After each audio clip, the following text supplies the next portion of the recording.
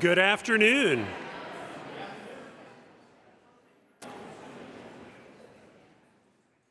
So this is an incredible sight, a room filled with so many purpose-driven leaders. Thank you for being here.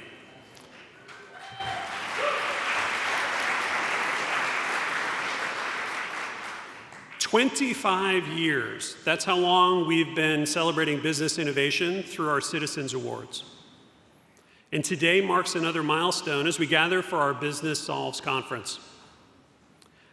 I've sat where you're sitting now, year after year, watching this remarkable community grow. And today, as president of the U.S. Chamber of Commerce Foundation, I'm deeply honored to welcome both familiar faces and some first-time attendees to this extraordinary gathering.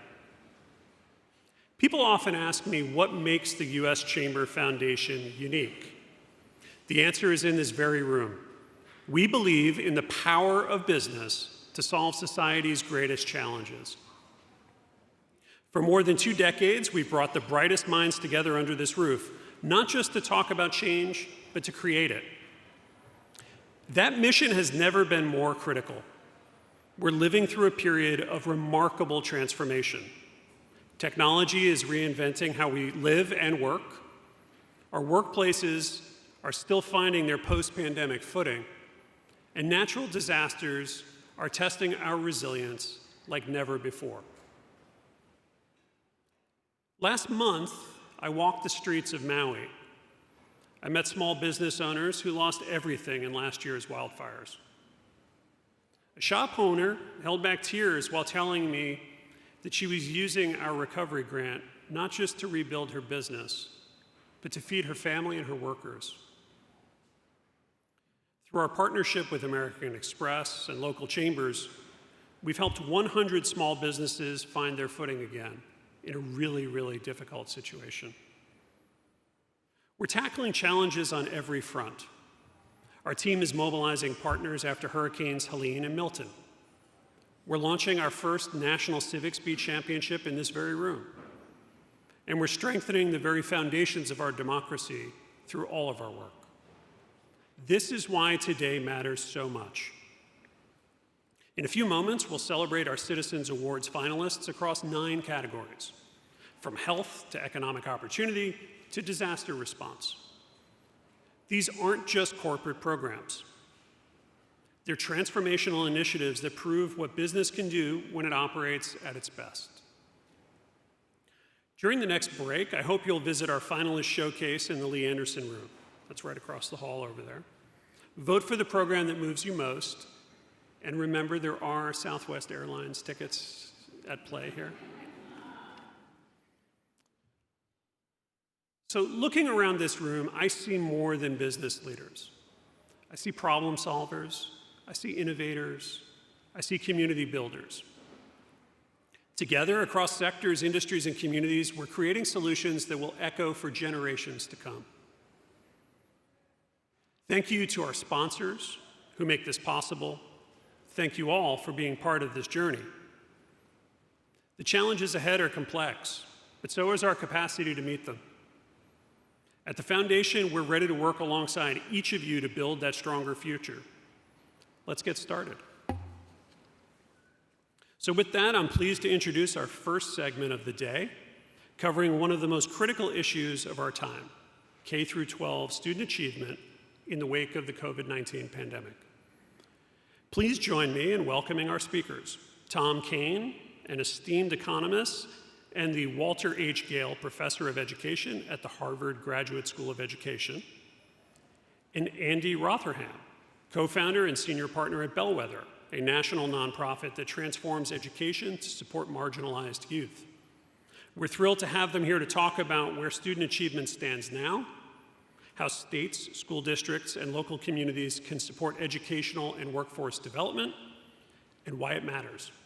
Please join me in welcoming Tom and Andy to the stage.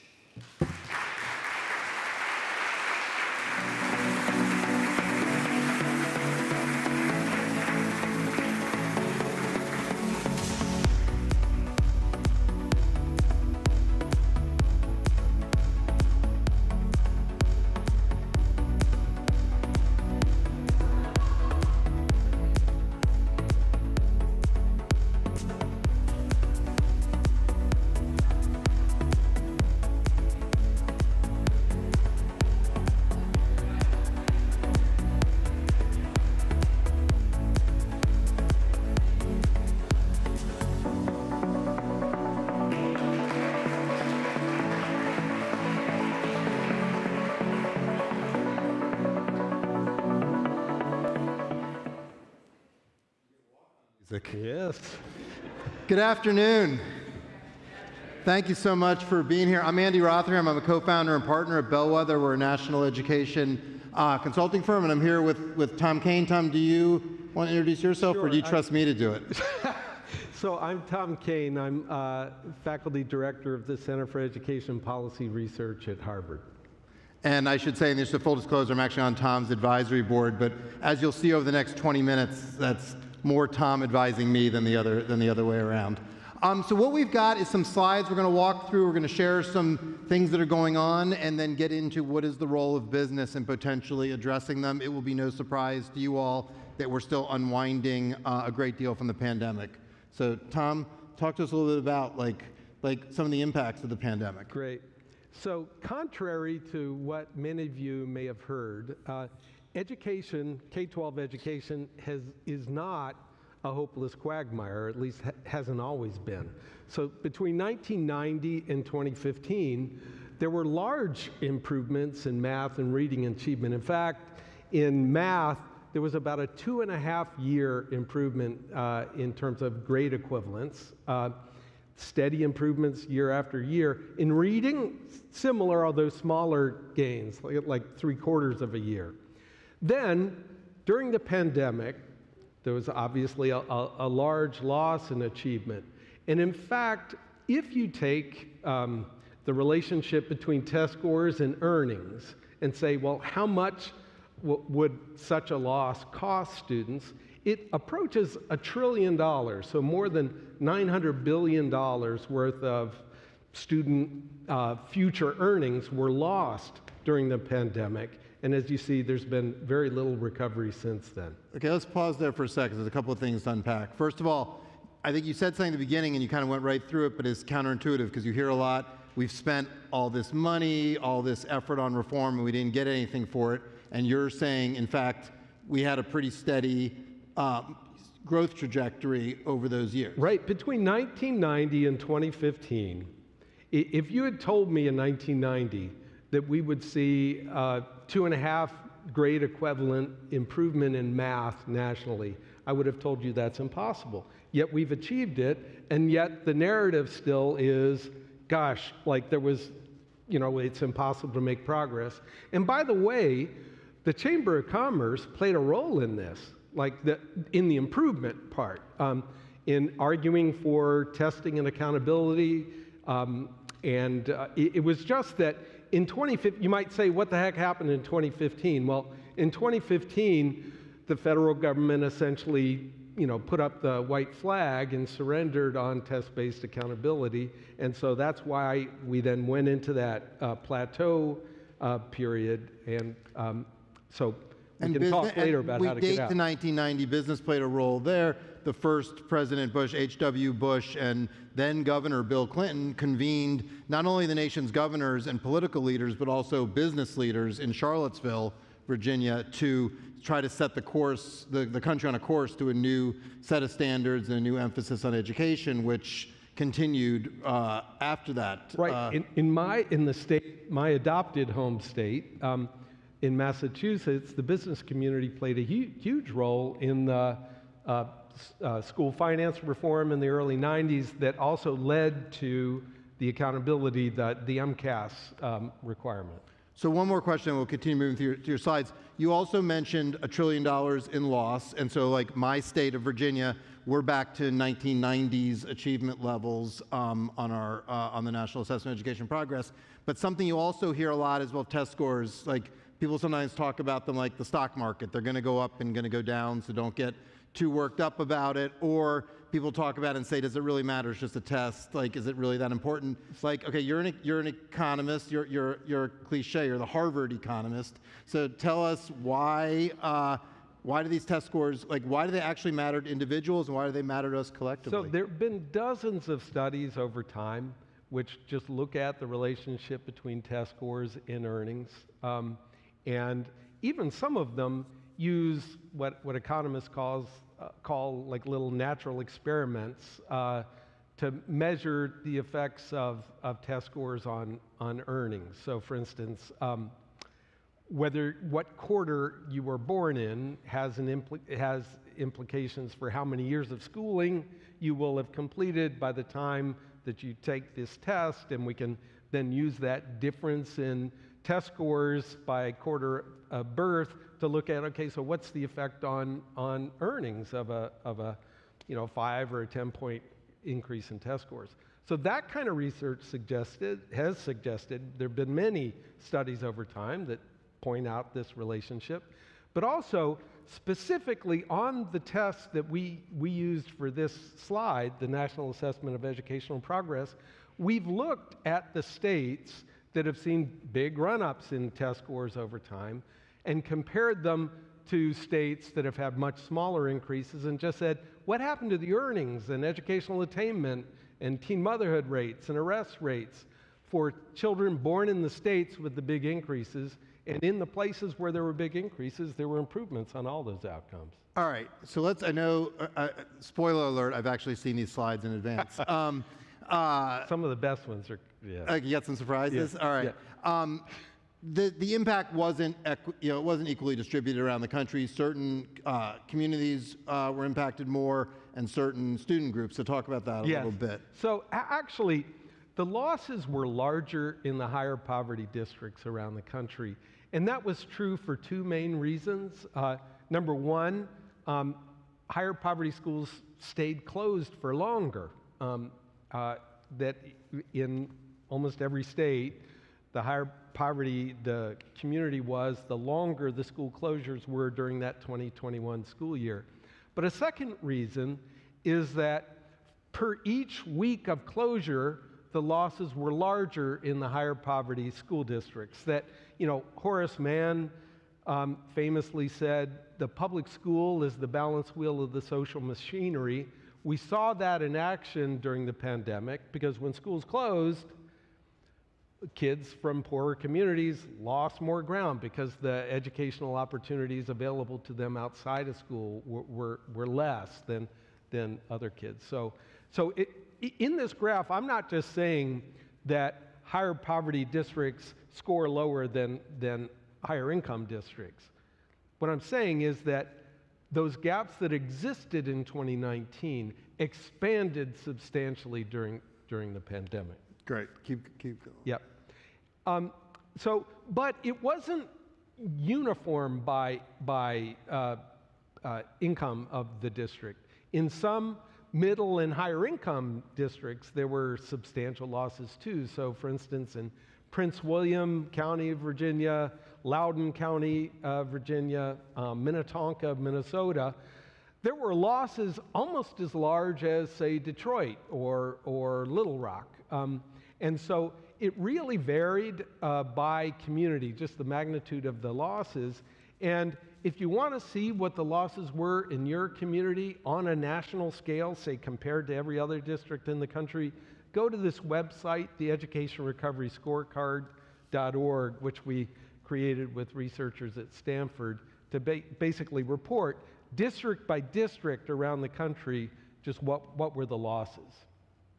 Why do you think there's not more attention on that? I mean, you've been sending that around. I moonlight as a state board of education member. You sent it to us, but it just hasn't gotten a lot of traction in most places. So you've been doing this a while.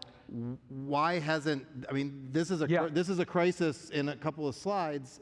Why hasn't it, and what can the people in this room do to help galvanize attention? So here's been our biggest challenge communication-wise, is that many parents thought that as soon as kids were back in school, hey, we're back to normal. Of course, my kids are back in school. What's to worry about? Here's what's to worry about. I think people just don't understand the basic laws of physics as applied to schools, is that it takes a certain amount of time to teach each topic. It takes a certain amount of time to teach the Pythagorean theorem. It takes a certain amount of time to teach how to add fractions with unlike denominators. And if students have missed, a whole year of school, then yes, you can resume teaching, but in order to catch up, the only way you catch up is by, teachers just can't just talk faster. You're gonna have to have, longer school year, more intensive tutoring during the school year. And I think that, in a nutshell, has been the problem, is that people haven't realized that normal school is not going to be enough to help students catch up in the communities that lost a ton of ground. So talk to us, I mean, a little bit, kids aren't going to learn if they're not in school, so we should talk about absenteeism. Yes. And what's going on there. Yes. So one of the biggest barriers to recovery has been a sharp rise in chronic absenteeism. So since before the pandemic, chronic absenteeism has almost doubled over this time period. And actually, I don't have the evidence to show you, but I wonder if some portion of this is likely to be due to work from home policies, that if parents are home, they're probably more comfortable having children home.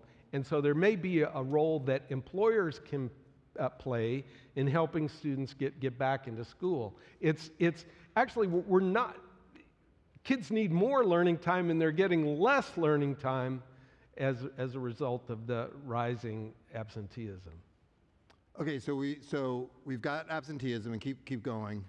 So we spent 190. Yes. So here's the one thing everybody should be aware of is over the course of the pandemic, the federal government provided local school districts with about $190 billion in federal aid to help students catch up. Which, even with our math in Washington, that is a lot of money. It's a lot of money. I mean, it's on an annual spend of roughly $750 billion for K-12 schools. And so it's a substantial investment. And we have evidence that at least some of that money was well spent, that had impacts on students. But the money expired at the end of September, and so we are where we are. You said some. Say more about that. So, believe it or not, and this is related to the point I was hoping we were going to close on, is school districts and states did a terrible job tracking which kids were getting what. So it's very hard to figure out which of the interventions worked if you don't know which kids were getting what. And so instead of that kind of analysis, what our team did was say, okay, there were huge variation in the amount of federal dollars that different districts got.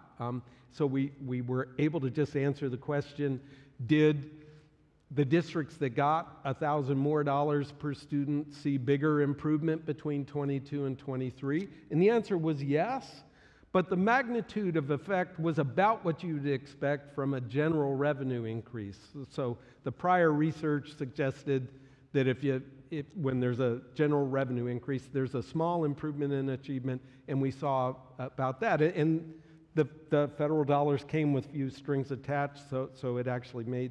You could spend it on a range of things, and you're saying, in other words, you saw what you'd expect to see if we just added $190 billion to the pot, rather than target it. And so I'm inferring the counterfactual is if we had targeted at specific things, we might have seen, and so talk about those things. So things like tutoring, things like summer learning,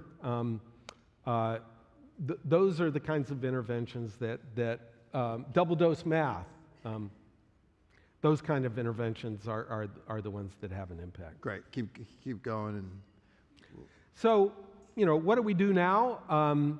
So number one is we need a national campaign to lower student absenteeism. As I said before, employers likely have a role to play in this. There are very few things that organizations outside of school districts can do to help schools right now, but lowering absenteeism may be one of them. Like most mayors can't teach Algebra 1, but they could do a public information campaign around trying to lower absenteeism.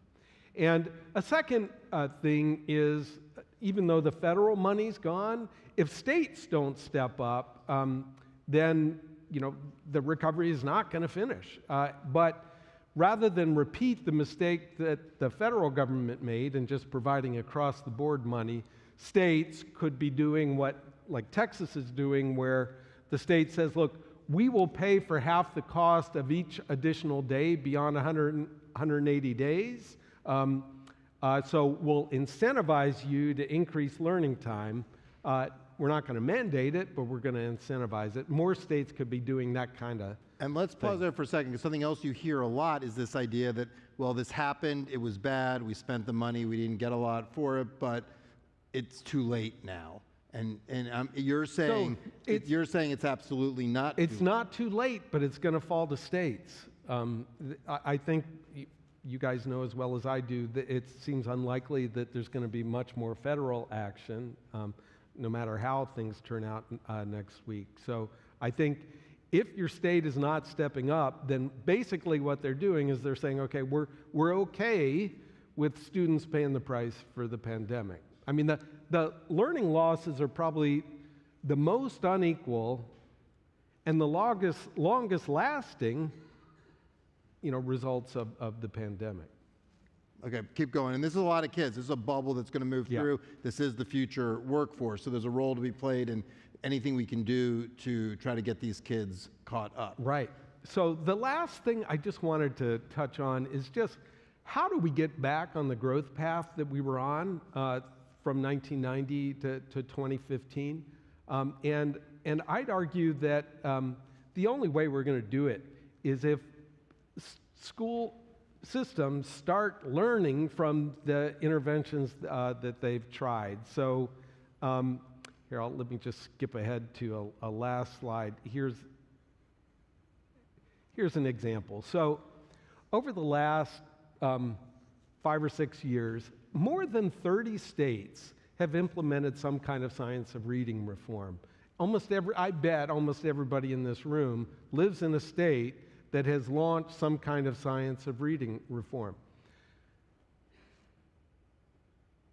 We don't know which of those had any impact, and it's likely that your state doesn't have a plan for knowing whether or not their intervention had any impact.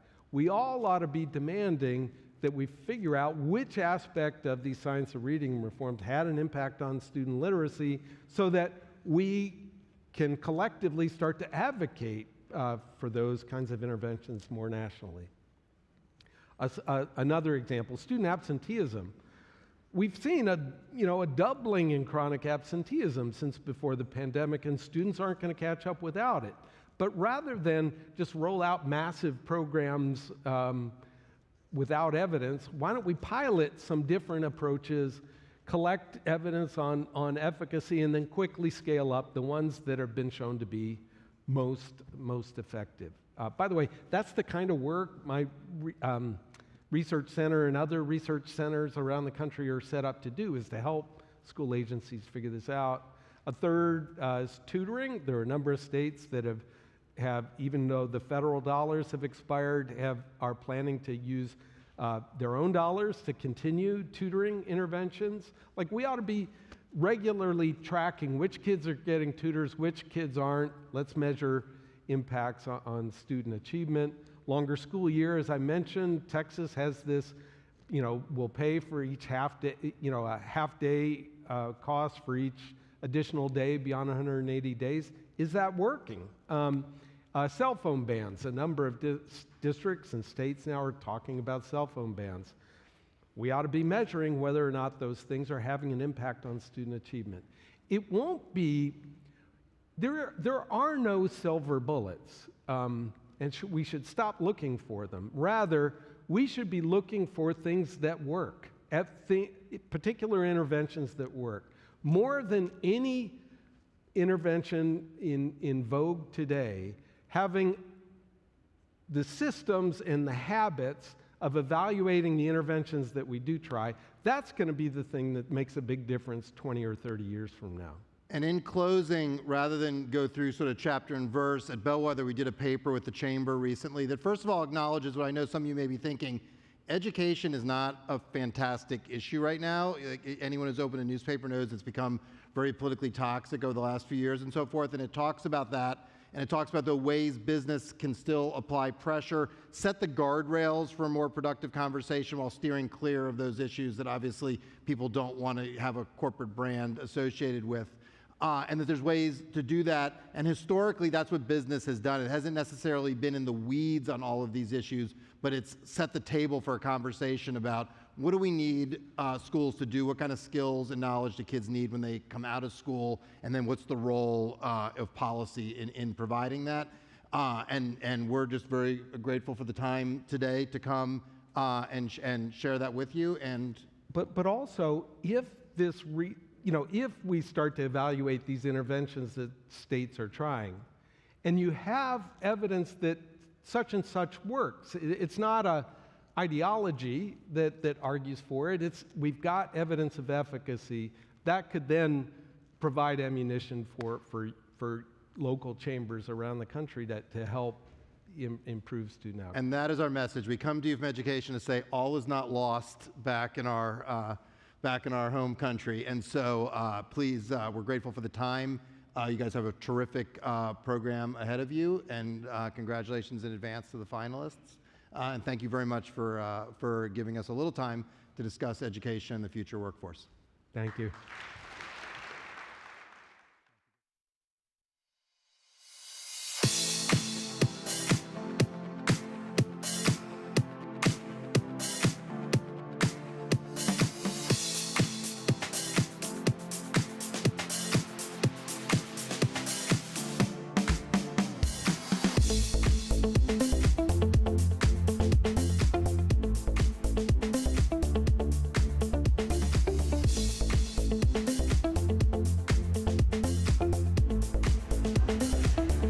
Okay, everyone.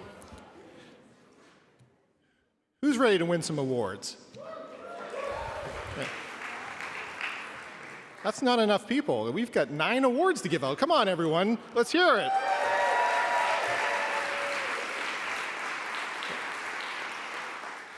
That's much better. I've been doing this for 12 years, and I like that sound. I'm Mark DeCourcy, the Senior Vice President here at the U.S. Chamber Foundation. And this is my favorite time of year. Not because of what's happening across the street, right? Let's be clear, and the traffic is also not my favorite, but this is my favorite. Because all year long, we work with companies and organizations like yours to make the world a better place. Because of you. And as I looked at the 30 finalists on that display, I thought about it, and I went back and I read each of the summaries and reread it, and it's clear that you all are spending millions of dollars to help many millions of people, and it's only 30 of you. You think about what the business community does day in and day out across the world. It is so much more than that, and it is so impressive. And I don't think any of us get enough credit for all the things you do, and that's why it's one of the reasons why we have this awards program, to really shine a light on the good work that you all do. So I don't want to belabor it anymore. We're going to get right to it.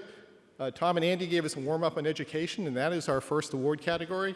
So I want to welcome to the stage the Chamber Foundation's very own Jamie Francis. She's our vice president here and oversees a lot of our educational workforce work that we do, as well as Christy Becerra. Christy is the head of global corporate social responsibility for RTX. And they've got some good news for one of you.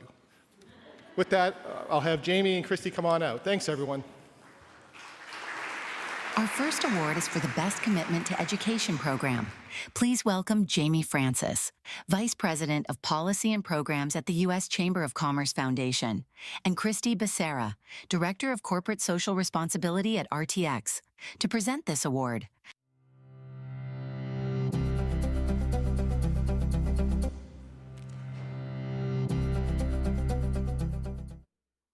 Good afternoon. Everybody having a great time thus far?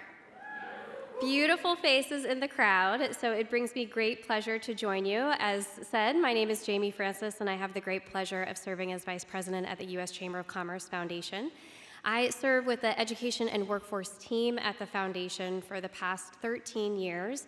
And for all of the reasons that you just heard from Andy and Tom, the importance of education is just absolutely critical in our country, of course, across the world as well. But we really take a very broad idea of what education means and the importance of making sure that all of our students, as well as our existing workforce, has access to high quality training so that we can ensure that they access entry-level jobs very easily so that they can succeed in their roles and be upskilled over time. There's nothing more essential than that to really the ideals of America. So we're so excited to get to present this award today for the best commitment to education, and I'm so pleased to be joined by Christy Becerra of RTX. Christy. Thank you. Good afternoon, everyone. I am Christy Becerra, and I lead corporate social responsibility at RTX. We were honored to win this award in Best of Education last year for our programs that make high-quality STEM education accessible in public high schools all across the country. We do that with our partner NAF by establishing academies of engineering that don't just teach tech and engineering skills, but also critical thinking and problem solving and things that they'll need in their future careers. We are making STEM relevant, not just to nationwide, but relevant curriculum to the jobs that are needed in their own communities. STEM jobs, both that need a degree and don't need a degree, are far outpacing other future careers. It's imperative that we work together, and the Chamber Foundation creates a forum for companies like ours to share big ideas and collaborate with the other companies in this room to really meet the challenge. And we know firsthand that it just takes one spark, one connection to change the trajectory of the career in a young person's life. Our honorees today are doing just that. I'm thrilled to recognize our finalists in Best in Education category, and that is the West Virginia Chamber Foundation, DuPont, Samsung Electronics America, and I2M.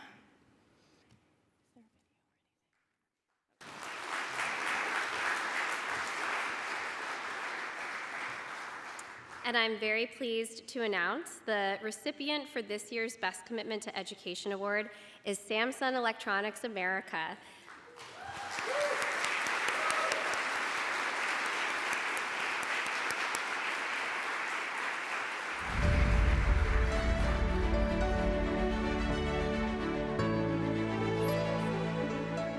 Launched in Accepting the 2010, award and- Samsung Solve for Tomorrow is a national STEM competition for U.S. public middle and high schools.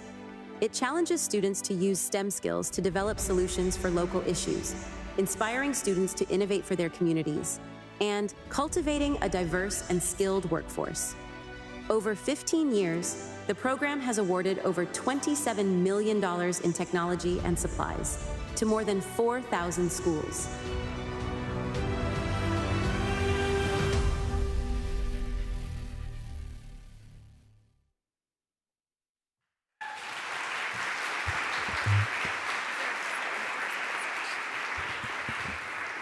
Accepting this award on behalf of Samsung is Angie Adams.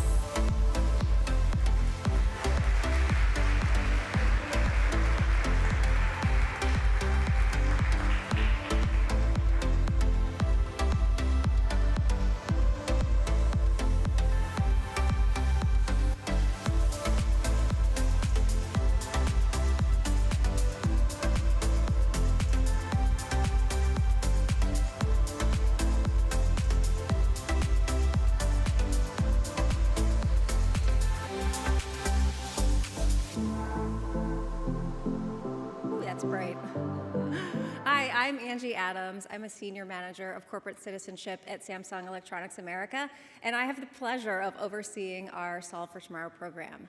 As mentioned, Solve for Tomorrow is our annual STEM competition that inspires public school students in middle and high school to create change in their community using STEM. We're currently in an anniversary year. It's year 15 of the program, and over the last 15 years, we've awarded more than $27 million to schools in all 50 states. I first want to thank the Chamber of Commerce Foundation for this incredible honor. I also want to extend my gratitude to Samsung Electronics America's President and CEO, Mr. K.S. Choi, as well as our Chief Marketing Officer, Allison Stransky, and our Head of Public Affairs, Mark Lippert. But most importantly, I want to thank all of the educators and the students and the communities who participate in Solve for Tomorrow every year. Your dedication and your passion and your empathy inspires us each and every day and reminds us why programs like this are so vital to the education system. Thank you.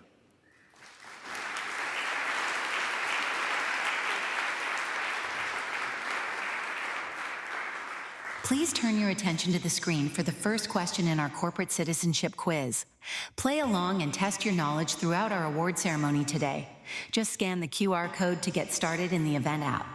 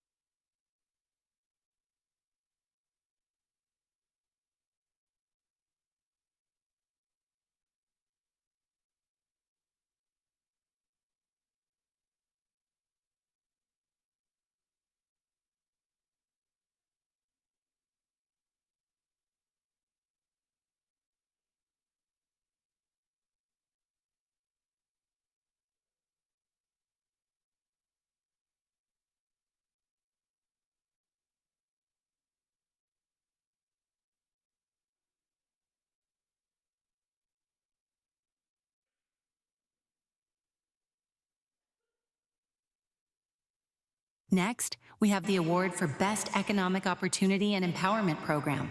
Please welcome Shanique Street, Executive Director of Programs at the U.S. Chamber of Commerce Foundation, and Ann Murphy, Senior Director at Cargill, to present this award.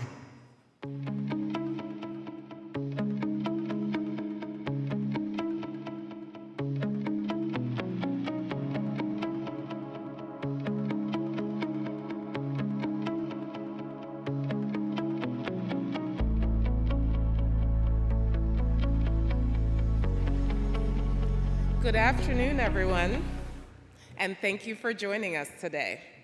My name is Shanique Street, and I'm the Executive Director of Programs here at the U.S. Chamber of Commerce Foundation, where I manage our economic empowerment portfolio.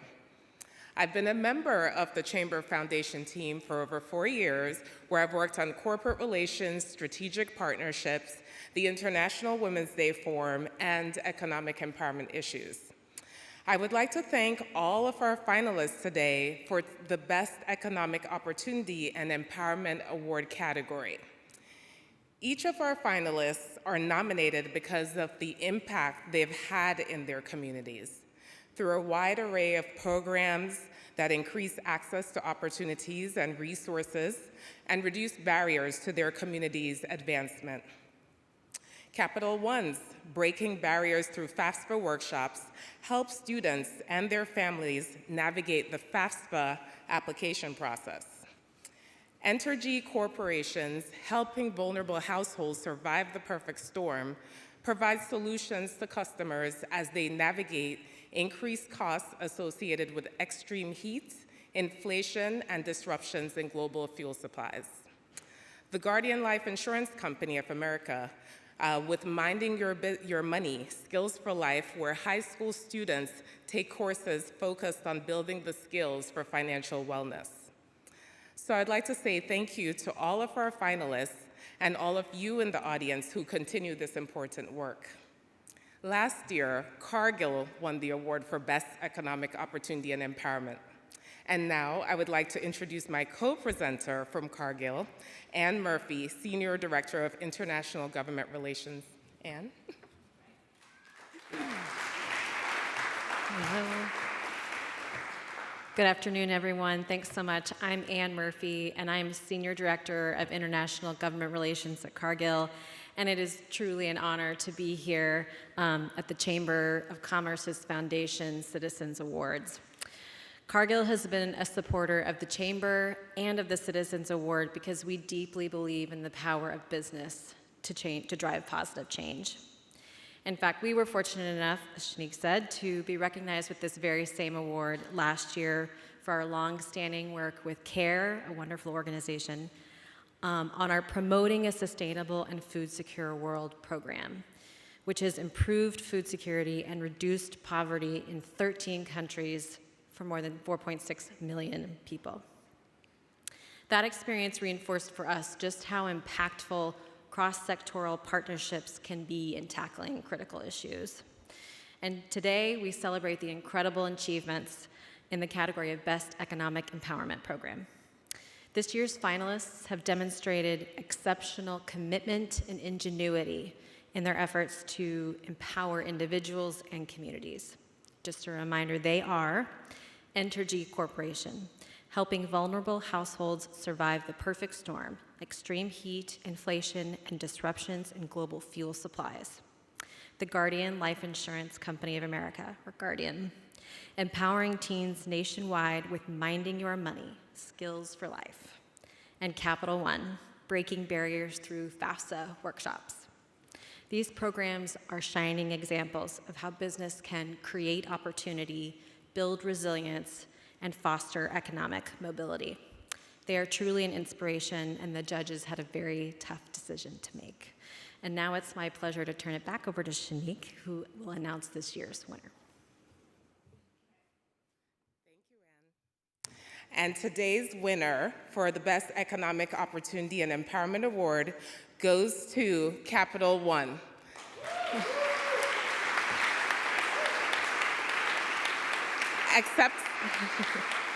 Accepting on behalf is Jennifer Winbeck, SVP, Head of Retail Bank Channels and Operations.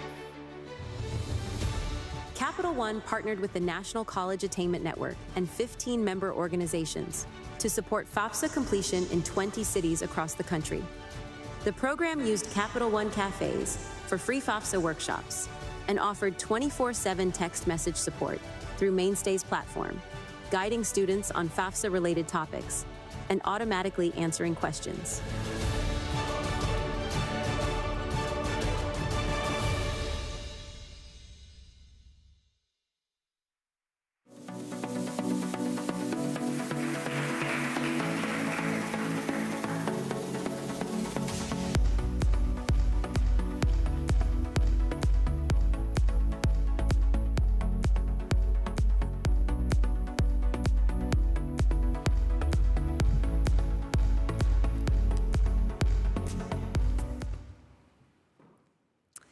Good afternoon. I am Jennifer Windbeck, and I lead the Retail Bank Channels and Operations for Capital One's Retail Bank, which includes our Capital One cafes and branches. And I am honored to accept this award on behalf of Capital One. I learned quite a lot through the process of working with our FAFSA workshops. And according to the National College Attainment Network, completion of the FAFSA is one of the best predictors of whether a high school senior will go to college or not. In fact, seniors who complete the FAFSA are 84% more likely to immediately go to college upon graduation. But every year, billions of dollars of Pell Grants are left on the table. And that's why we partnered with the National College Attainment Network and Mainstay to help students complete the FAFSA, which can be intimidating and complex and worrisome to students. And then this provides them with access to important funds that make a difference. At Capital One, we're founded on the belief that no one should be locked out of the financial system. And as part of our mission to change banking for good, we're democratizing access to the financial system so that individuals can feel confident, capable, and in control of their finances. Our cafes serve as community hubs, and in addition to the FAFSA workshops, every day we have ambassadors who provide many individuals with access to tools to help them manage the financial system and to understand the intersection between money and life. So I encourage you to visit one of our 56 cafes, including 3 in this area, and would like to acknowledge that the real winners of this award are the many students who bravely came and learned and completed the FAFSA. Thank you.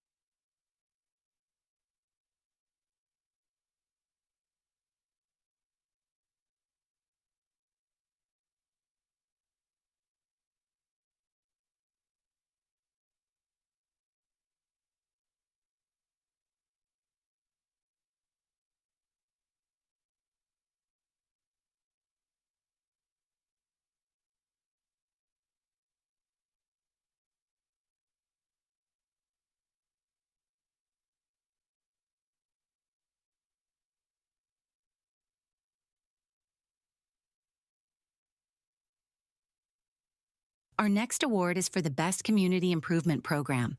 Please welcome Rick Wade, Senior Vice President of Strategic Alliances and Outreach at the U.S. Chamber of Commerce, to present this award.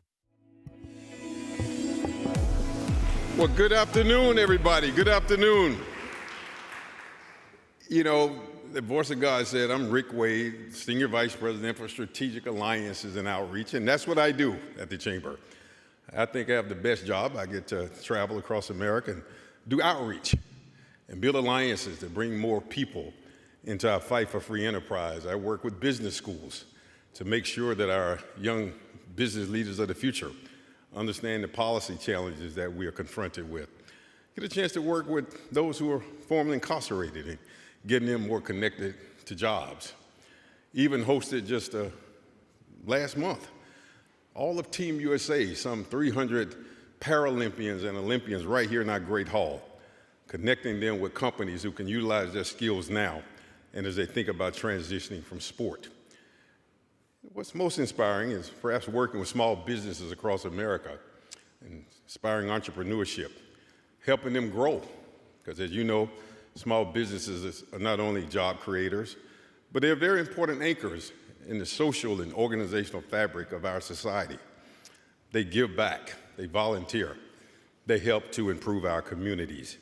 And I'm honored today to present this award, the Best Community Improvement Award.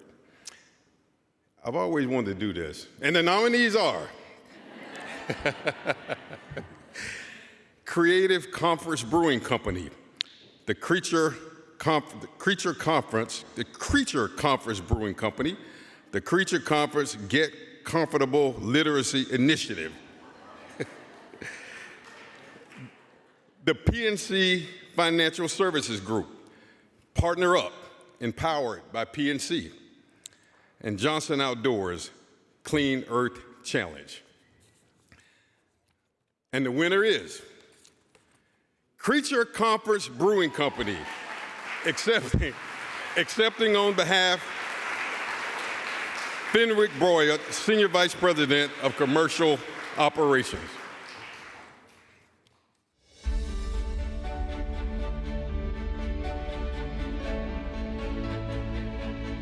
The Get Comfortable initiative in Athens, Georgia, is a partnership between the business community, local leadership, the University of Georgia, the Clark County School District, and Books for Keeps, designed to improve early literacy and increase third-grade reading proficiency. After 3 years of profound literacy gains during the pilot, the program will begin to expand into additional schools during the fall 2024 academic term.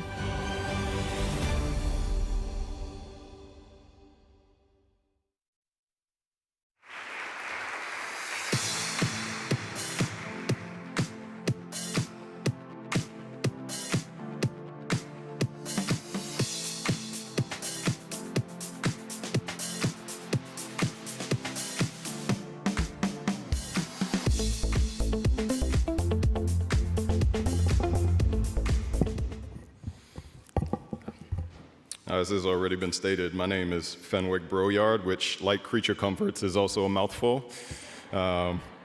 Grateful to the Chamber Foundation for this recognition. It's an honor to even be in this room for a representative of a college town brewery that only sells beer in 3 states. To be here amongst y'all is an incredible privilege, and to have been granted this award for our project is something that we're so thrilled about. Probably wondering why a brewery is involved in early literacy. We've long had a community improvement program, really, for the 9 of the 10 years that we've been a company, and have always allowed our community to tell us what the priority needs were. And back in 2020, when we learned that only 20% of our 3rd graders were reading on grade level, we decided to pivot all of our funding and all of the resources of the business partners that aligned with us behind an initiative aimed at addressing that particular crisis, which I know is true in a lot of communities around here. We are 3 years in to a pilot program. The data is looking incredibly good. The formula is really, really simple for anybody who'd be interested in talking about it. It's 1 additional hour of one-on-one literacy instruction for every kid who's 1 to 2 grade levels behind for 1 full year. And just sending caring adults in, doing really basic literacy activities with our kids really is starting to close what was a very, very sizable gap for us. And we're excited to continue to expand that program. And again, just really, really thrilled for this recognition. And couldn't say thank you enough to the Chamber Foundation. Appreciate y'all. Thank you.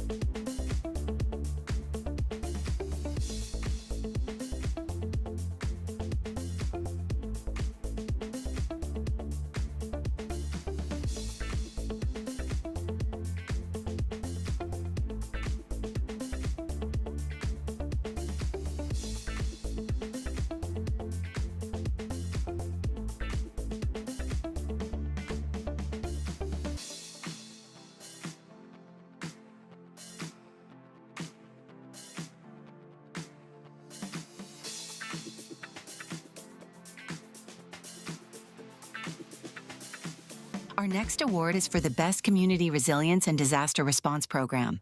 Please welcome Rob Glenn, Vice President of Resilience at the U.S. Chamber of Commerce Foundation, and Nicole Clifton, President of Social Impact and the UPS Foundation at UPS, to present this award.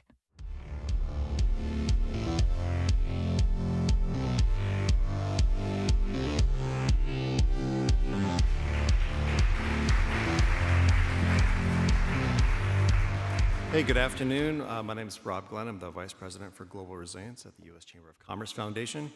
As you probably know, we harness the power of business to create solutions for the good of America and the world. All of us are in some way part of a community. Communities are in distress. largely across the globe because of disasters that seem to be increasing on a more frequent basis. I'm fortunate enough to lead this program. This year, we've helped small businesses that were impacted by the Maui wildfires. We've helped more than 5,000 businesses prepare for the next disaster in their communities, and we've also helped catalog over $100 million that the corporate community has provided for a number of purposes for Helene and Milton, the two hurricanes that our country's faced in the last month. All of that is not done alone. That's done with partners. That's done with teamwork, and that's done with a shared commitment and a shared purpose. So with that, I'd like to turn it over to Nikki for a couple of additional words. Thanks so much, Rob. Good afternoon, everybody. My name's Nikki Clifton, and I'm the president of Social Impact in the UPS Foundation. And I'm excited to be here today to extend my sincerest congratulations to all of today's deserving finalists who show us that every day the business community serves as a powerful force for good in the U.S. and around the world. Their overall values, their operational practices, and their decision-making exemplify how businesses can make a lasting positive impact on society. UPS is proud to be a partner with the U.S. Chamber Foundation. Last year, the foundation was honored to receive the award for Best Community Resilience and Disaster Response Program for our work to advance vaccine equity. We continue to be committed to providing both immediate relief and the resources needed to build long-term resilience around the world. We tap into UPS's scale, scope, and reach and our expertise, along with public-private partnerships to bridge gaps in vaccine equity and to optimize the end-to-end transportation of critical vaccines in some of the world's most remote communities. UPS and the UPS Foundation are committed to delivering what matters and creating a more equitable and just world alongside the U.S. Chamber Foundation. It is my joy to recognize today's honorees who share these values. This year's finalists for Best Community Resilience and Disaster Response are Google, Flexport.org, New York Life Foundation, woohoo, yeah, AT&T, and the American Chamber of Commerce, Ukraine. Rob? So the winner of the Best Disaster Resilience Program is AT&T, and Lehia McAvoy, Director of Global Public Affairs, is going to be accepting.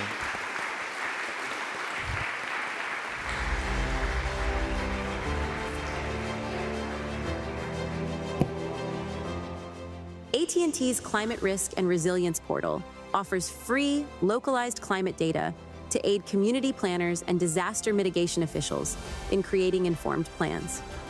With over 30 years of experience, AT&T restores connectivity post-disasters using assets like portable cell sites and satellite solutions. These efforts ensure communities are better prepared for future climate risks.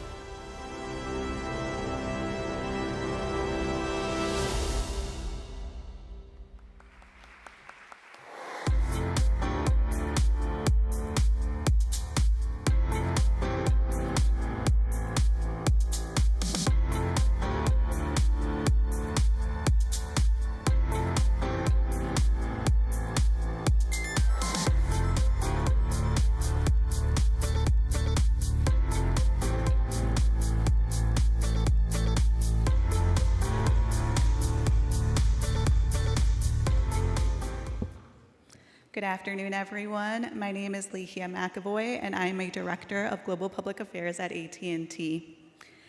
I am so honored to accept this award on behalf of AT&T. I want to first acknowledge the teams that drive this work, our network disaster recovery team who are on the ground when disaster strikes, and our climate resilience team who are driving our long-term preparedness efforts. With over 30 years of experience and $1 billion invested, our network disaster recovery team has rapidly restored connectivity during extreme weather events, making a profound impact making a profound difference in countless communities across our nation. Our climate resilience team has also done remarkable work by developing the Climate Risk and Resilience Portal, also known as CLIMER, providing free localized climate data to enhance community preparedness and resilience. I would also like to extend my heartfelt gratitude to our CLIMER collaborators, including FEMA, Argonne National Laboratory, and the U.S. Department of Energy's Grid Deployment Office. My colleagues at AT&T and I are humbled by this award and motivated to keep striving for excellence in community resilience and disaster response. Thank you to the U.S. Chamber of Commerce Foundation for this prestigious recognition. Thank you.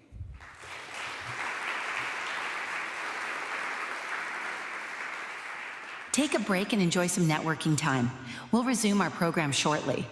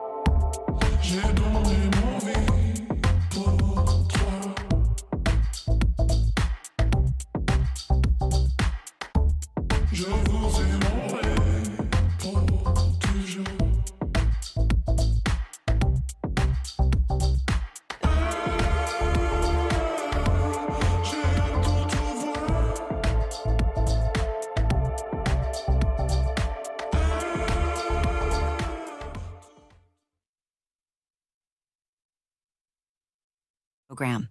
Please welcome Peter Fadul, Director of Environmental Affairs and Sustainability at the U.S. Chamber of Commerce, and Justina Nixon, Vice President and Chief Impact Officer at IBM, to present this award.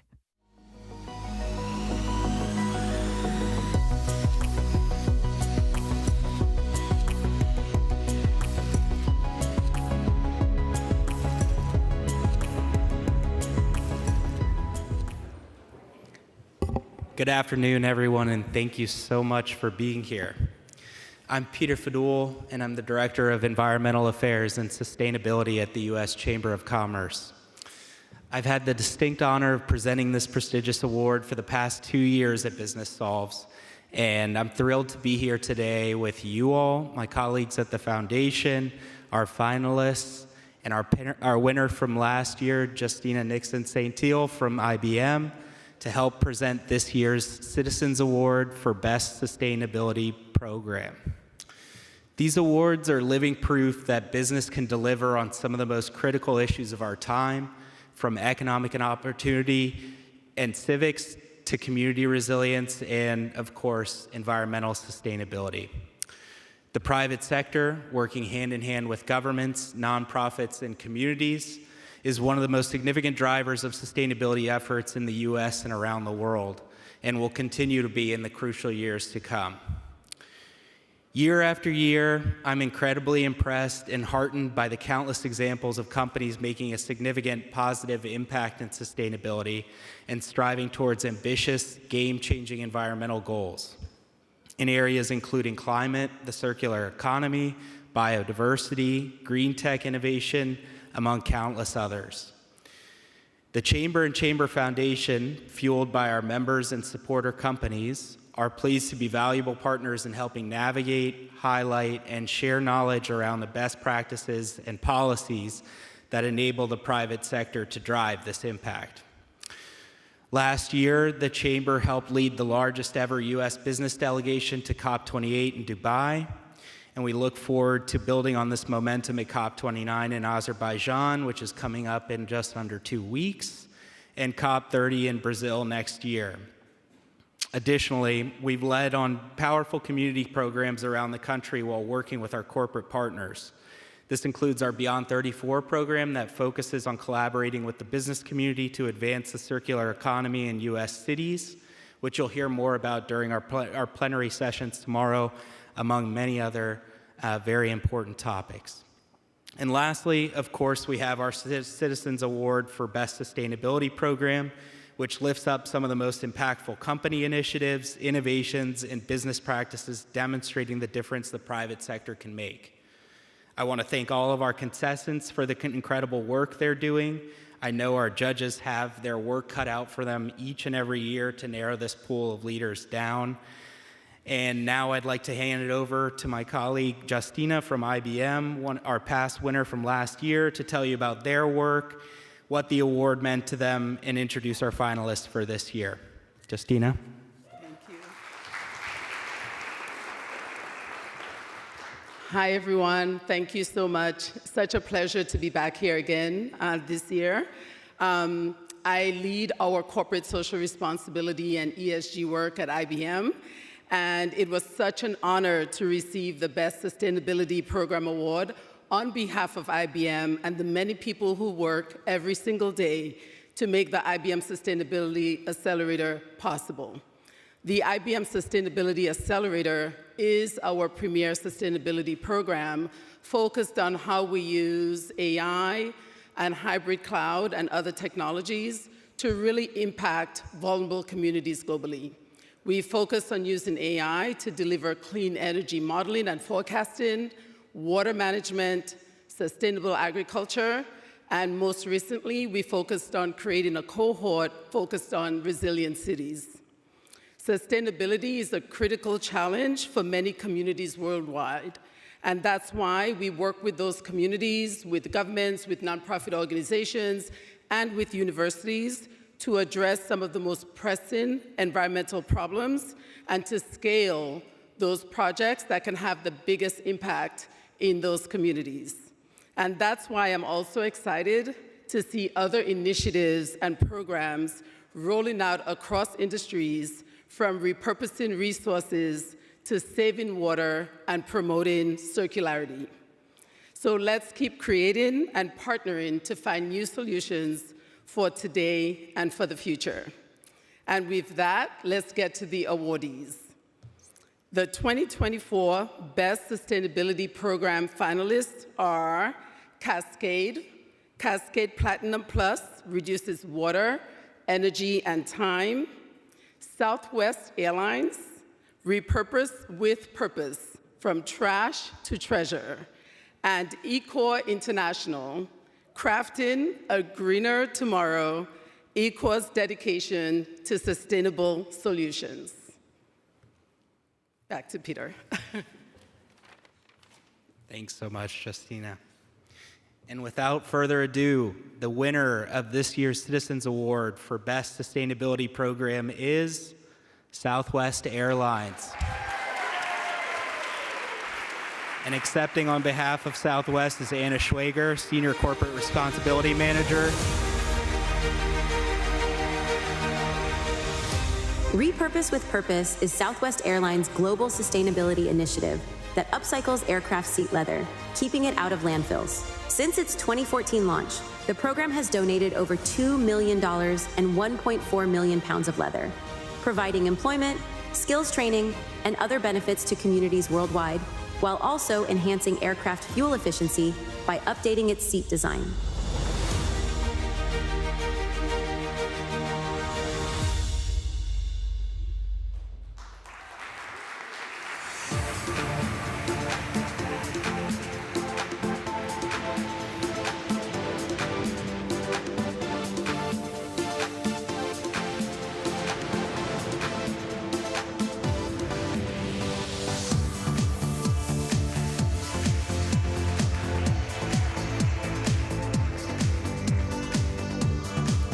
Good afternoon. Wow, what an honor. My name is Anna Schwager. I'm the Senior Corporate Responsibility Program Manager at Southwest Airlines, and I have the pleasure of leading our Repurpose with Purpose program.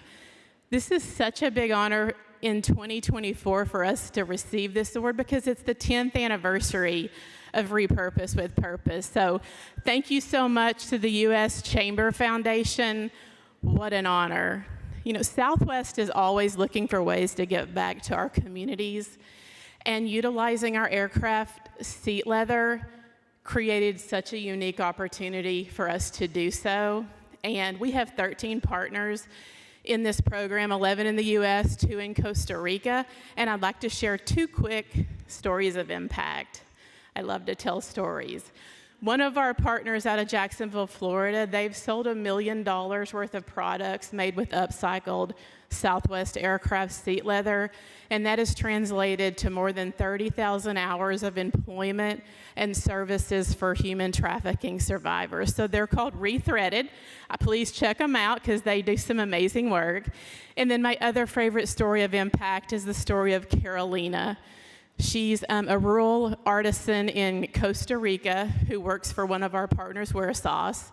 Southwest had the opportunity this year to invite Wear Sauce to a Luck Reunion, which is a one-day music festival on Willie Nelson's ranch. And we wanted to feature Wear Sauce and give them the opportunity to share their story. And we wanted Carolina, their first employee, to join us. But Carolina, she had a lot of challenges. She didn't have a passport. She didn't have a visa. She'd never been out of her rural community, and she'd never certainly been on an airplane. So with leadership help from the founders of Wear Sauce, they walked alongside Carolina. She got her first passport. She was applied for and received her 10-year visa to come to the U.S. she took her first airplane flight and she came to the United States and spent the day talking about their mission. And to see Carolina on her iPhone talking to her 3 young boys back in this small town in Costa Rica, telling them all about the wonderful things she had experienced all along her way, and how big the hamburgers were in Texas, and how friendly people were. Like, that is what we hope to do with this Repurpose with Purpose for the future, is make impact one Carolina story at a time. So thank you again so much for recognizing our work. And congratulations to all the finalists today for the positive work that you're doing in the communities. And collectively, business solves. Thank you, everybody.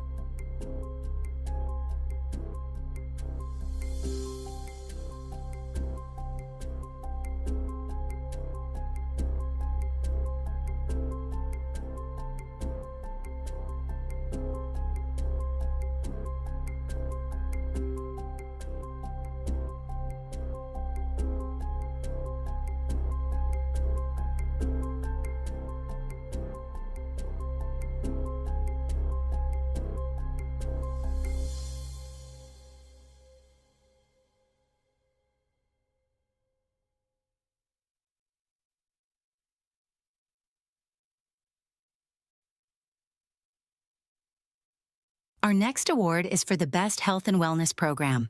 Please welcome Howard Bike, Senior Vice President of Partnerships and Head of Development at the U.S. Chamber of Commerce Foundation, and Jonathan George, Foundation Lead of North America at PepsiCo, to present this award.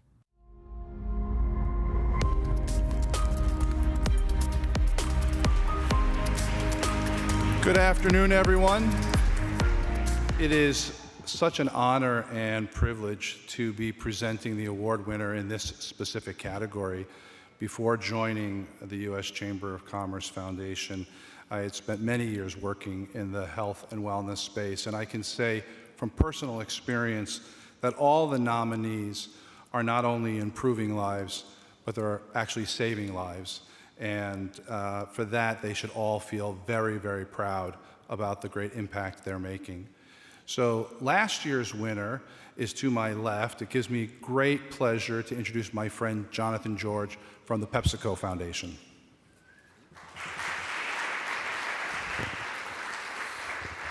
All right, y'all. I'm really happy that this mic comes all the way down. Helped me out a lot. Well, good afternoon. How we doing, DC? We doing good? Awesome. Well, it is wonderful to be here and a great privilege. My name is Jonathan George, and I help to lead PepsiCo Foundation's impact all across North America. At the PepsiCo Foundation, we're dedicated to helping communities thrive by supporting food security, workforce development, and disaster relief efforts.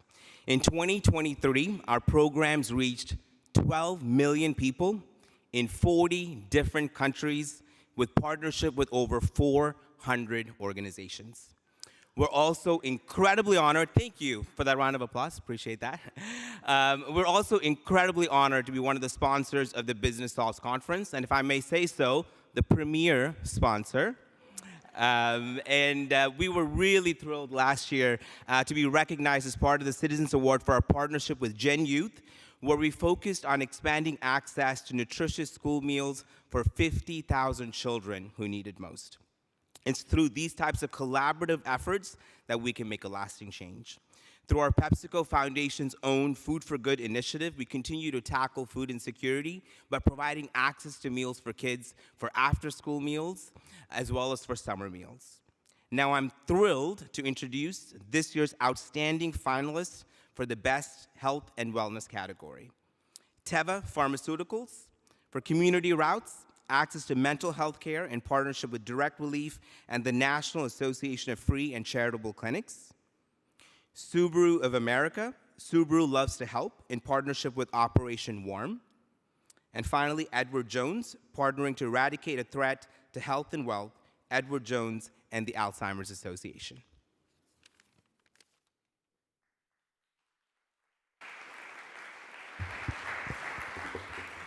Congratulations again to all the finalists.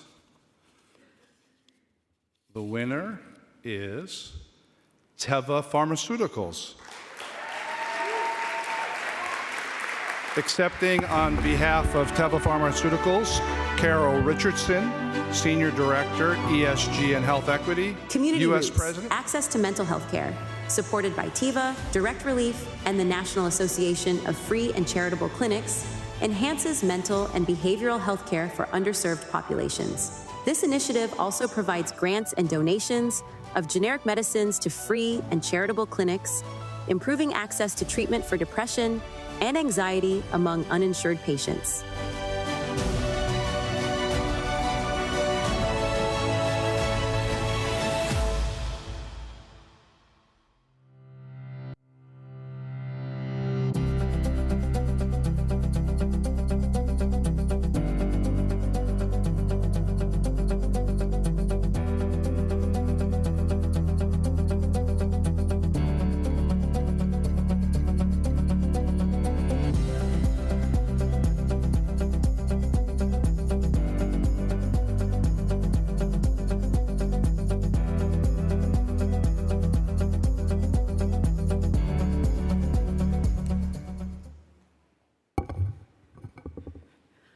I'm Carol Richardson, and I lead ESG and Health Equity for Teva Pharmaceuticals here in the US.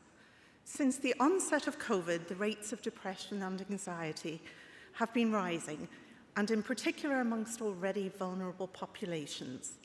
A staggering 5.5 million people with mental health illness in the US are uninsured. And we also know from safety net clinics that a lack of access to medicines and care leads to fear, desperation, and hopelessness. And conversely, with access to healthcare, this can be life-changing and life-affirming.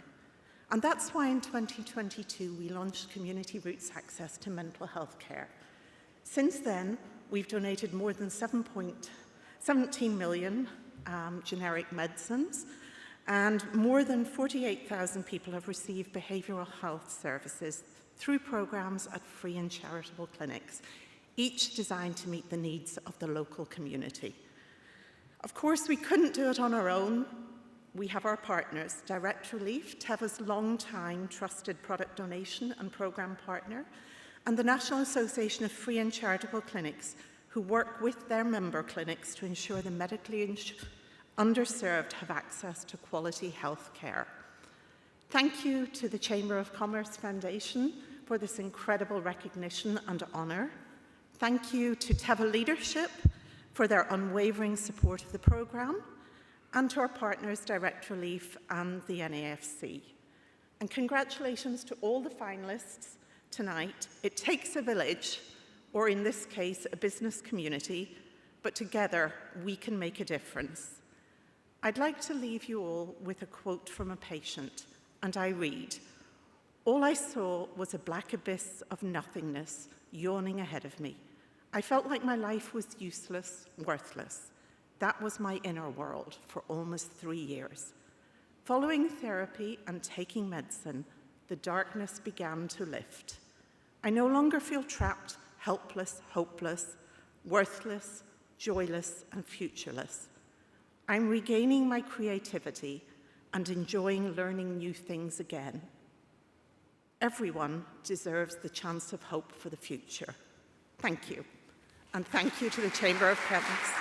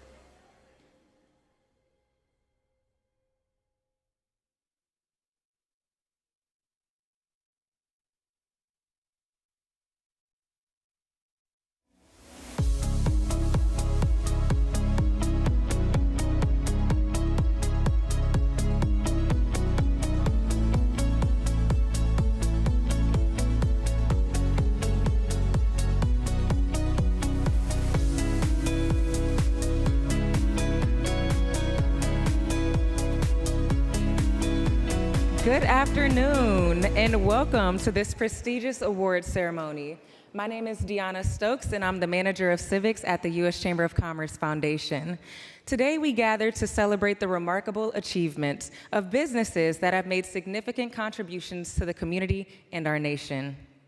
It is an honor to be here with you all to present this award in its second year and to recognize the dedication and hard work that exemplify the very best of civic engagement. As we begin, I would like to take a moment to introduce you to the Civic Trust, an initiative of the U.S. Chamber of Commerce Foundation. The Civic Trust is dedicated to fostering a deeper understanding of civics and encouraging participation in our democratic process. Across our civics portfolio, we are creating safe ways for businesses and the community to engage and elevate civics as a national priority, strengthening our democracy and secure our long-term competitiveness. The Civic Trust operates through various impactful nonpartisan programs, including the National Civics Bee, which is an annual competition that nurtures the next generation of informed and active citizens, and our Civics at Work portfolio, which provides employers with the tools and resources needed to enhance participation skills among the workforce. Now, I'd like to go ahead and recognize our finalists for the Best Civic Engagement Program. Microsoft, Democracy Forward Initiative. The Travelers Companies, Inc., Citizen Travelers. Gilbert Chamber of Commerce Foundation. The Gilbert Chamber of Commerce Foundation drives civic engagement to improve the health and well-being of the community. Today, as we honor the outstanding contributions of our finalists, let us remember the importance of civic engagement and the role that each of us play in strengthening our democracy. Now, the moment that you've all been waiting for. The winner of the 2024 Best Civic Engagement is Microsoft, accepting on behalf Dave Leichman, Director of Corporate Social Responsibility.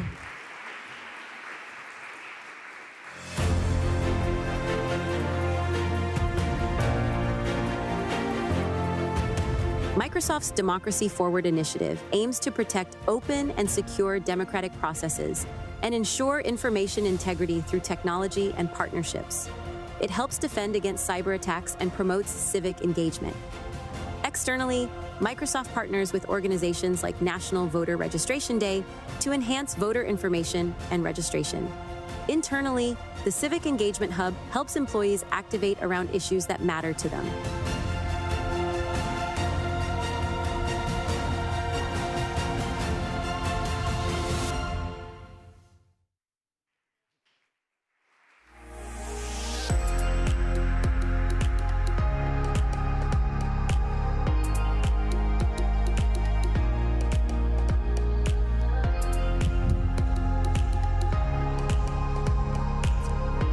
Thank you so much.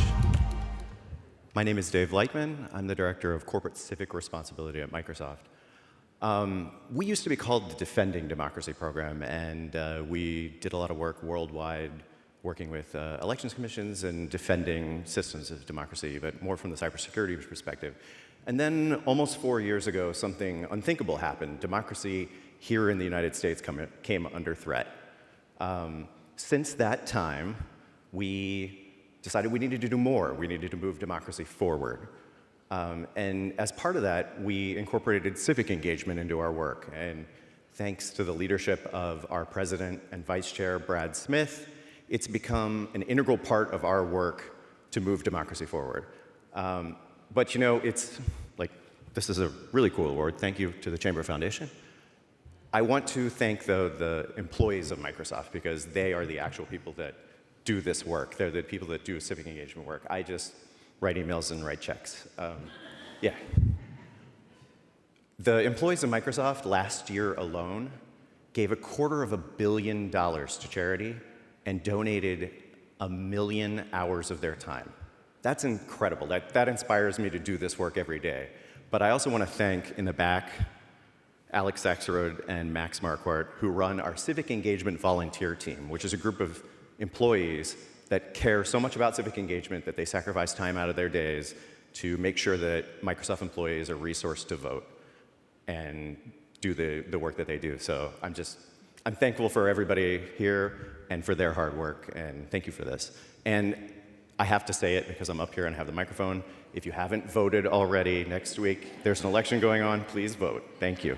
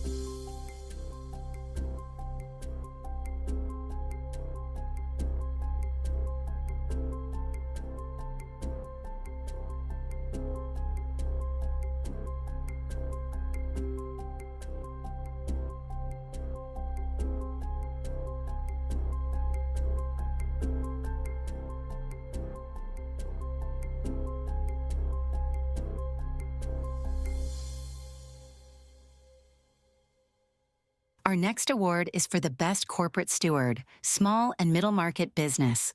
Please welcome Michael Carney, President at the U.S. Chamber of Commerce Foundation, to present this award.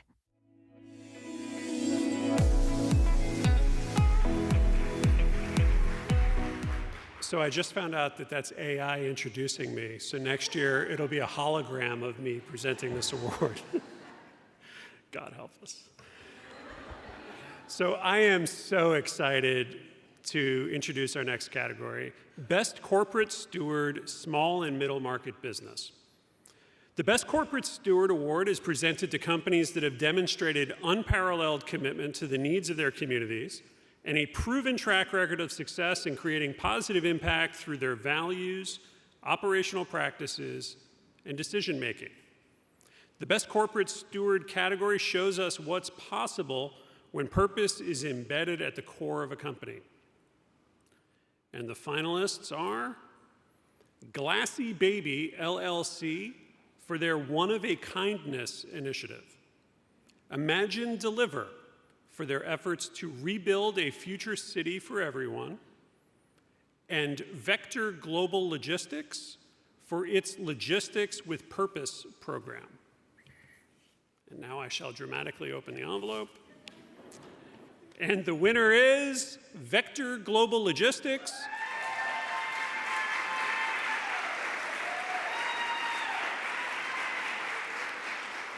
And accepting on behalf of the company is Enrique Alvarez, co-founder and managing director. Welcome to the stage.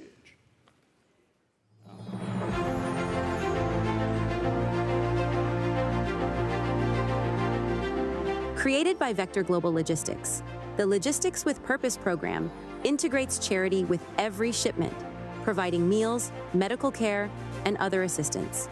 Its Leveraging Logistics for Ukraine initiative has shipped over 1 million pounds of aid and collected 2,400 children's letters. The company also supports unlimited volunteering and spotlights individuals on their podcast who are using the supply chain to change the world.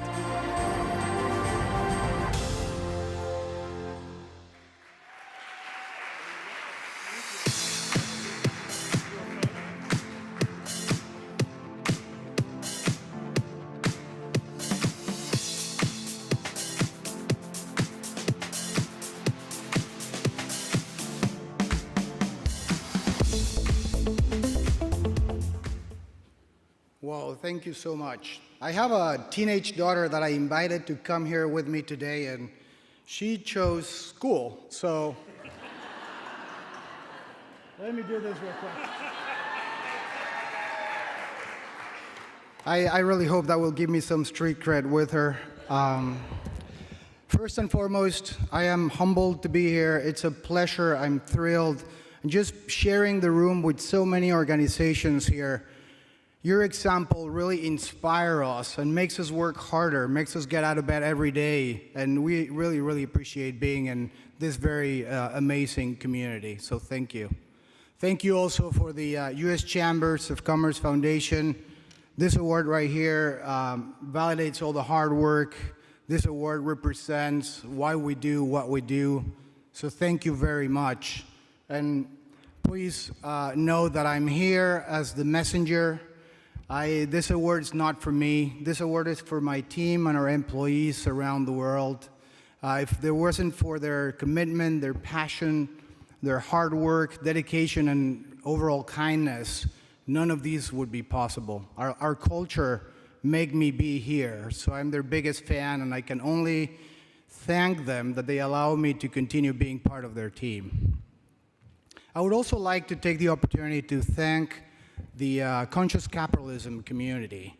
Through their experiences and talking to some of them, I realized firsthand the amazing and powerful, powerful influence that capital can have in companies.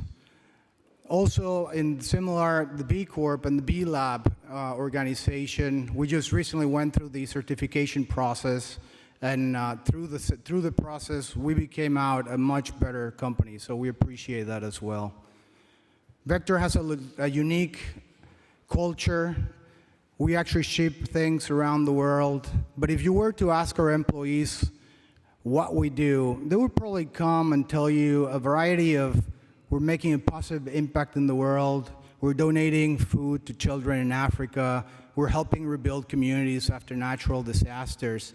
And if you spoke to them for a little bit, you will get a sense that we just happen to be in logistics. But what really binds us together is purpose. We all know and understand that purpose is our main competitive advantage. And purpose is what really making us successful. So we believe that if you make the right decisions for the right choices and the right options out there, money will flow. So I encourage today everyone in this room to continue putting purpose as your first priority, not because you're nice or you're good people, which I'm sure we all are, but because it's the only thing that we can do to maximize stakeholder value. And honestly, companies that don't see this and don't understand it are going to run out of business. Thank you.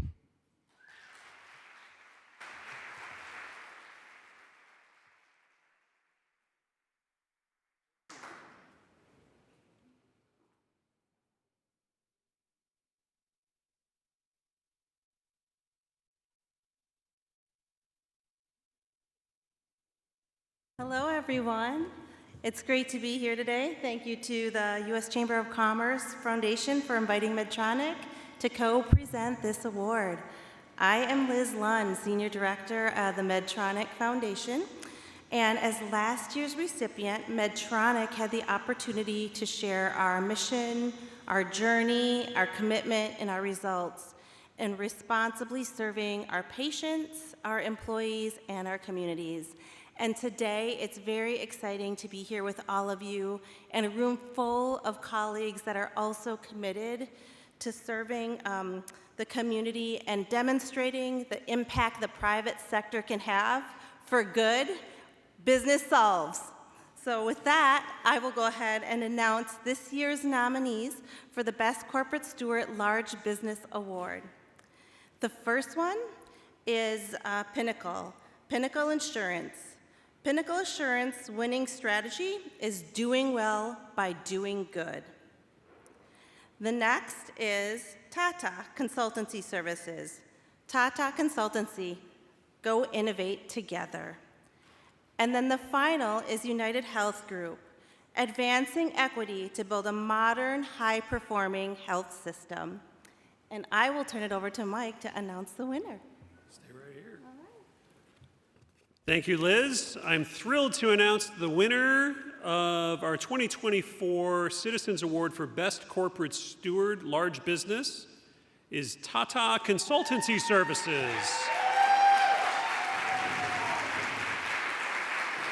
And accepting the award on behalf of TCS is Chief Social Responsibility Officer Balaji Ganapathy.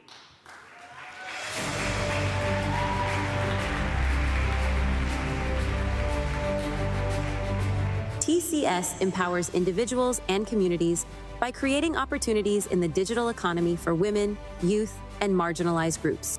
With a diverse workforce of more than 600,000 across 55 countries, TCS has reduced Scope 1 and 2 emissions by 80% and invested $571 million in social impact since 2020.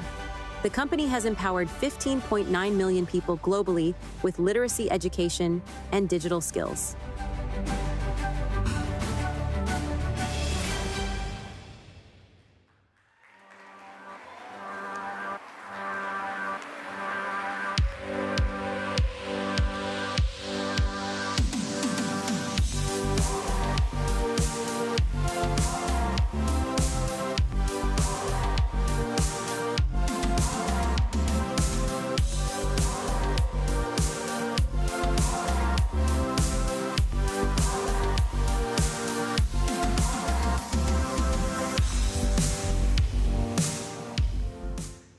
Good afternoon, everyone. My name is Balaji Ganapathy. I'm the Chief Social Responsibility Officer at TCS. I want to start by saying, lean in, don't tap out. We live in really challenging times, and the path towards impact often looks perilous. This award is also bittersweet because it comes at a moment where being a good corporate citizen by doing good while doing well is recognized. It also comes at a time, just 2 weeks ago, we lost our chairman emeritus, Mr. Ratan Tata. So I want to honor his legacy and share with you that the lesson that we have imbibed at TCS, and I have personally had the privilege of leading over the last 20 years, is all about building institutions and leaders who serve with humility and compassion. It's that simple. Being a good corporate steward is about a few different things, but most importantly, thanks to each of you, it is about putting communities and people in need in the center of everything that we do, and building purposeful businesses that can help elevate them, that can give them opportunities to connect to the digital economy, that can help them elevate their quality of life. This is what we do day in and day out at TCS. Yes, we are a $29 billion company serving about 2,000 customers worldwide, helping them in their digital transformation journey. But in doing that, we are empowering communities through the power of technology and innovation. We are doing that by empowering 600,000 of our employees to not only have great careers, but build better futures for themselves and their families.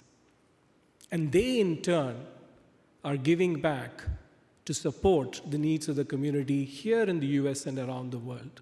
Just in the last few years after the pandemic, we've been able to invest more than $500 million in communities worldwide.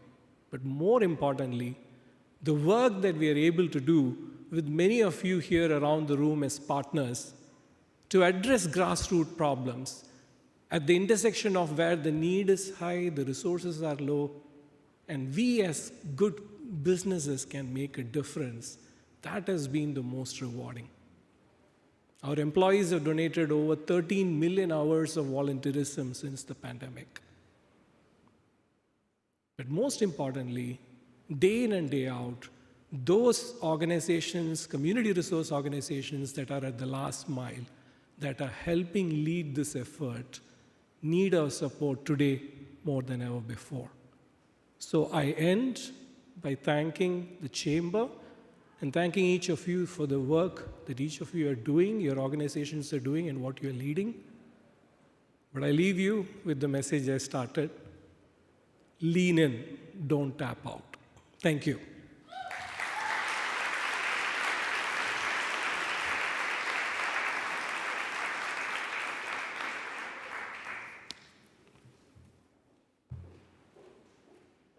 let's have one more round of applause for all the winners.